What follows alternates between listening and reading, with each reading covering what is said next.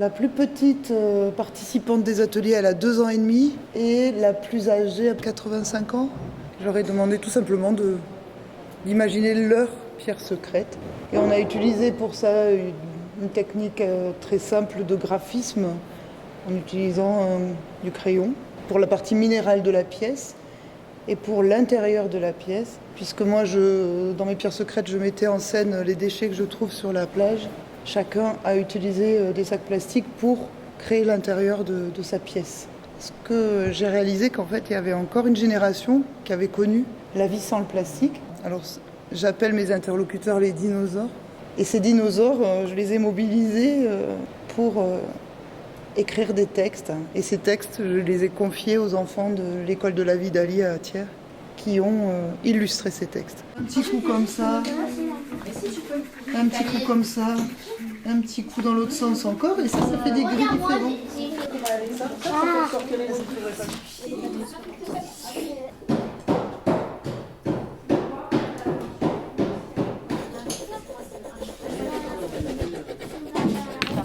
On fait le tour.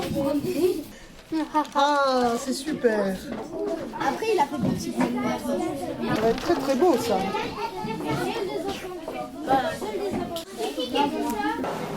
Celle-ci, on avait dit qu'il n'y avait pas assez. Comment tu t'en sors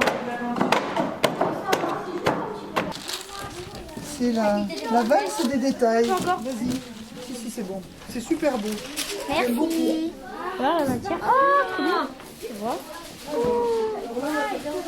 C'est beau ça. Hein, côté rose ou côté noir? N'importe. Mais j'ai eu envie de vous faire un peu un état des lieux, des propositions et des alternatives au plastique issu de la pétrochimie. Et en faisant mes recherches, j'étais quand même, je pensais trouver plus de choses. Et je me suis surtout attachée à des matériaux qui pourraient être compostables. Donc j'en ai trouvé 2 essentiellement. Le PLA est compostable industriellement et le PHA.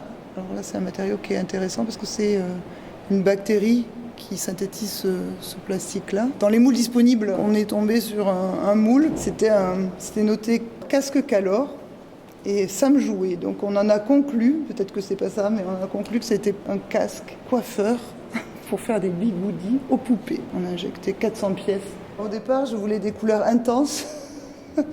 Et en fait, on s'est aperçu qu'on ne pouvait pas teinter à plus de 20% de colorant en fait les matières. Et finalement, il a du coup une couleur vraiment de détritivore. On est entre le vert de terre et le cloporte. On a travaillé aussi sur le paysage qui est souvent impacté par nos déchets.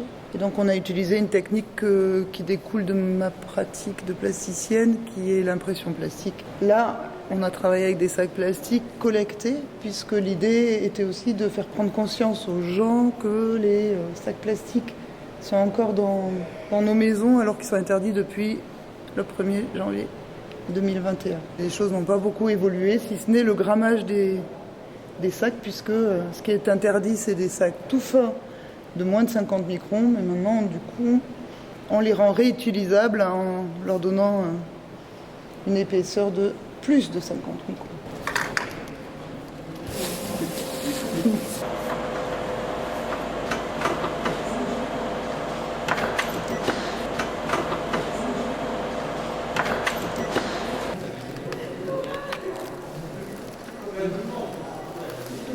Super. Magnifique.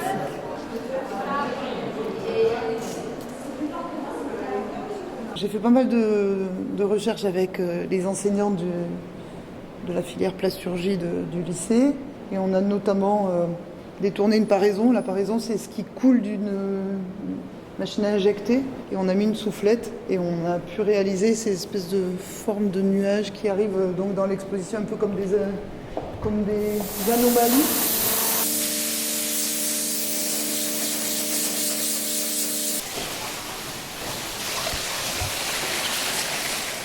Ça s'appelle No Plastic Bag. Et c'est donc des sacs qui envahissent encore nos vies. Voilà, c'est une composition toujours pareille pour interroger leur présence. m'aperçois qu'on n'y est pas en fait. On continue à produire énormément de plastique, on cherche les matériaux alternatifs dont je vous ai parlé, ils sont extrêmement chers. On veut un plastique qui soit un autre plastique avec les mêmes caractéristiques techniques, le même prix. Donc comme le marché n'est pas prêt, que moi je trouve quand même beaucoup de plastique sur les plages, qu'on nous dit que le plastique a une durée de vie de 400 ans, j'ai péliplaqué tous mes déchets que j'avais amenés avec moi. Donc c'est un peu absurde, mais ça me permet aussi en même temps de faire un inventaire de toutes les choses étranges que je trouve sur la plage. Parce qu'on parle beaucoup d'incivilité dans les déchets. On parle beaucoup de gens qui jetteraient par la fenêtre de leur... Alors ça c'est vrai au bord des routes, mais c'est pas du tout vrai dans ce que je trouve sur la plage. Donc là, activité de pêche. Là, plus étrange, bien qui arrive de beaucoup plus loin, des médias filtrants. On trouve aussi énormément de tampons, d'applicateurs en tout cas. Ce bouchon, le bouchon de Dolmar. Au Havre, il y avait une brasserie qui consignait ces bouteilles. Ça, c'est une trappe de casier à homard qui arrive de la côte est des États-Unis. Et on a de très jolis témoignages d'enfants qui ont rédigé des petits textes qui disent un peu du secret de leur pierre. Je suis un cadeau pour toi. Donc ça, c'est une pierre tulipe. Et son secret, elle adore les fleurs. C'est mignon. Pierre voyageuse. Un secret, elle peut voyager quand elle veut. La pierre de cœur, elle est amoureuse. J'étais une pierre toute simple et le Père Noël m'a jeté un sort. Maintenant, je suis magique. Une pierre du IIIe siècle. Je viens d'un os de dinosaure mort. C'est génial. La pierre en fleurs. Je suis née dans la forêt. Une fleur m'a croqué. Et je suis devenue une pierre en fleurs. La pierre à pizza. Je suis née dans une pizza et je l'ai mangée. Excellent. J'adore. Je viens d'un volcan en fusion quand un magicien m'a trouvé. Il m'a mis dans son chaudron d'or et il m'a sorti. J'étais un cristal magique. Je viens d'une pierre volcanique.